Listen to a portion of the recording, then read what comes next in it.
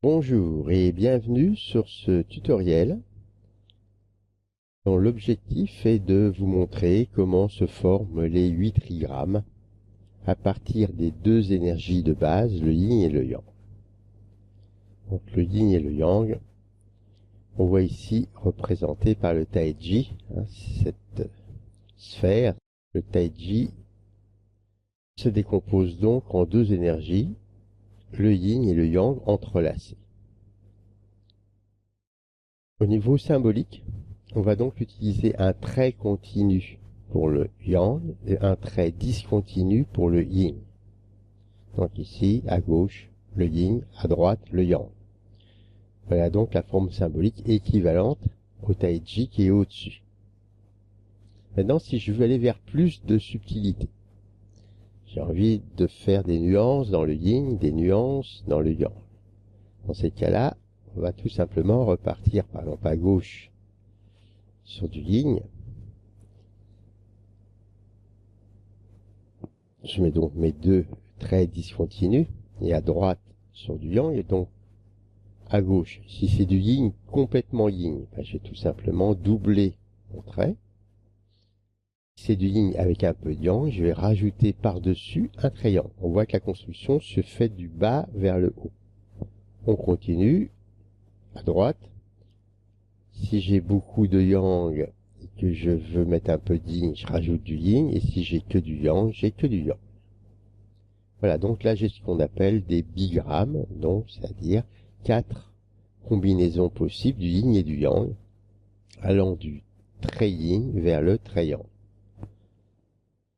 Maintenant, on va pouvoir passer à une étape suivante qui consiste à avoir encore plus de subtilité. On va donc passer au trigramme. Et dans les trigrammes, donc on reprend comme tout à l'heure, une base complètement yin à gauche. Si je veux rester encore plus yin, je double le trait discontinu. Et si je veux mettre un peu de yang, je rajoute un trait continu. Ensuite, c'est la même idée. À chaque fois, je rajoute un trait yin ou un trait yang, un trait yin ou un trait yang. Et je vois que comme ça, progressivement, je construis mes trigrammes allant de à gauche complètement yin, les 3 barres discontinues, à droite complètement yang, et la construction se fait progressivement en allant du bas vers le haut. Ces 8 trigrammes représentent donc les 8 énergies de base. On leur a donné des noms. L'énergie la plus à gauche, où il n'y a que du yin, s'appelle la terre. L'énergie la plus à droite, où il n'y a que du yang, s'appelle le ciel. Et puis, entre les deux, on va avoir toutes les variantes. Donc on va aller progressivement de la terre, complètement yin. Ensuite, c'est l'énergie qu'on appelle l'énergie de la montagne. Ensuite, l'eau.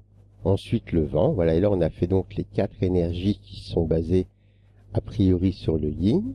Et maintenant, on passe aux 4 énergies qui sont basées sur le yang, le tonnerre, le feu, le lac et enfin le ciel qui est complètement yang. Il faut bien se souvenir que c'est le trait du bas qui est la référence. Alors ces 8 trigrammes, on peut les disposer autrement. On peut les disposer sous forme de pakwa. Voilà la représentation traditionnelle du pakwa, où on reconnaît en bas la terre, en haut le ciel, et puis sur la droite on part terre, montagne, eau, vent. On traverse la diagonale en repassant par le centre. Tonnerre, feu, lac, ciel. Voilà.